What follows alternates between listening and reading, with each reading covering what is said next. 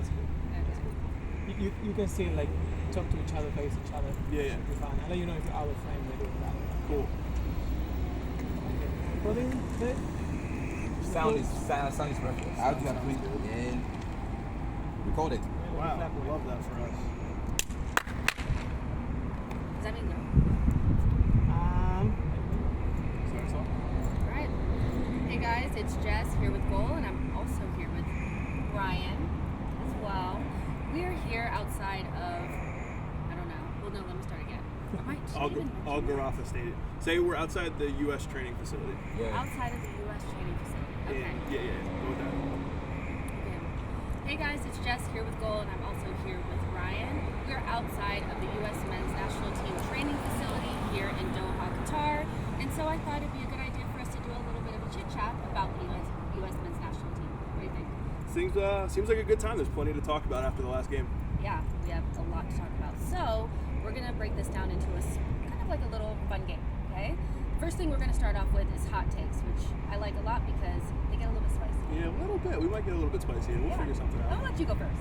Oof. All right, my hot take is, I know this is a tough one for Twitter to handle, and Twitter, you might be mad at me, but everything is fine. I understand that the result wasn't exactly what people wanted. It wasn't what people would have taken maybe in the 65th minute. But overall, if you're looking at the performance, if you're looking at how everybody handled everything, it was just fine. You know, when you got a team of 23, 24, 25-year-olds playing in their first World Cup game to play how they did, that first half, you'll take it. You'll take it. If I would have offered anyone in the U.S. a draw in that first game, you probably would have been like, all right, that sets us up for how we're going to go forward. So realistically, I know it's all doom and gloom. I know that people are frustrated with substitutes and Gareth Bale and 1 point and England coming next and all that, but I think everything's just fine. So my hot take is don't panic. And I know it's really hard not to panic during a World Cup, but don't panic. Things are okay. What about you?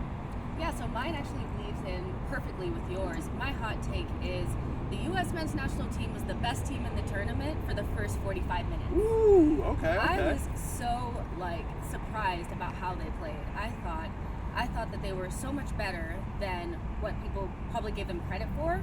I think that a lot of people thought that Wales was just going to sweep the U.S. team aside, and in the first half, I think you can say they were the resounding better team. Oh yeah, they were dominant. Definitely. They were definitely dominant. We just lacked a little bit of that killer edge, and we'll talk a little bit about that in a second. But yeah, I think they could be so excited about what they did in that first half and try to bring more of that to the next game against England. Definitely, like you said, it was a performance where things went perfectly for about 45 to 55 minutes, where they were smooth on the ball, they weren't afraid, and that was one thing that they talked about the other day after the game is no one seemed fazed by the moment, no one seemed afraid of the moment, and they all seemed to step up for the challenge. And realistically, in your first World Cup game, what else can you ask for? Yeah, with such a young team, exactly. You can't expect any more than that. So now we're going to go into the section called Stock Up and Stock Down. And this isn't necessarily who played well and who didn't. It's just a little fun game, okay? So I'm going to go with my stock up first. My stock up is Gio Reyna. A lot of people talked about Gio Reyna after the game because a lot of people felt like he should have came into that game. And I actually agree with that. I think after a certain amount of time, you needed a different type of player out there, somebody who can play the 10 position, maybe even out wide to break up the game a little bit more.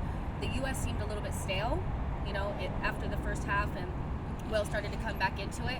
And so I think, Greg Berhalter might want to use him a little bit more in this tournament because he's such a good player.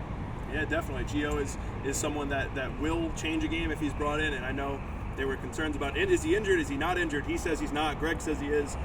We'll see what happens going into this England game, but definitely Gio is someone to watch going into the second game and definitely going into the tournament.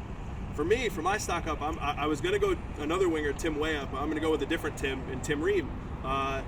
35-year-old veteran defender, first World Cup, waited so long for this moment, wasn't in the team for over a year before the World Cup started, and here he is, first game, thrown right into the fire against a Wales team that he's somewhat familiar with, having played in the Championship and Premier League all these years, and he was almost perfect. Realistically, you could say that Tim Ream was one of the better players on the field, if not the best.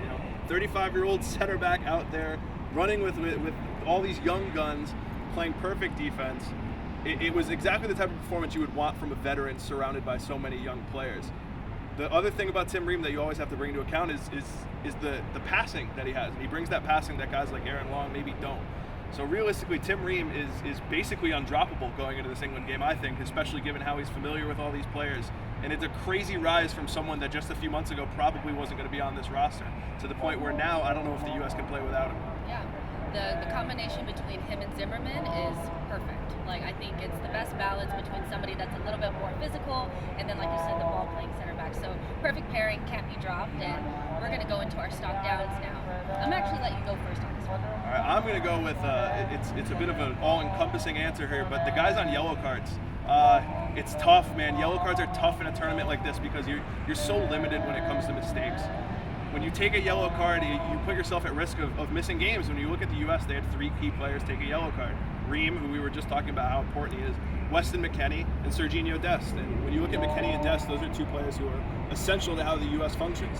Obviously, there are backups in those positions and guys that they could bring in.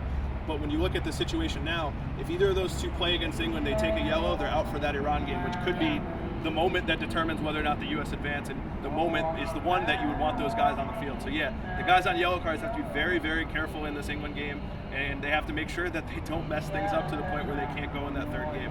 What are you thinking for the stock down? Yeah, I think my stock down is going to be not having the strikers that we probably need. I think that not bringing maybe somebody like Ricardo Pepi, okay,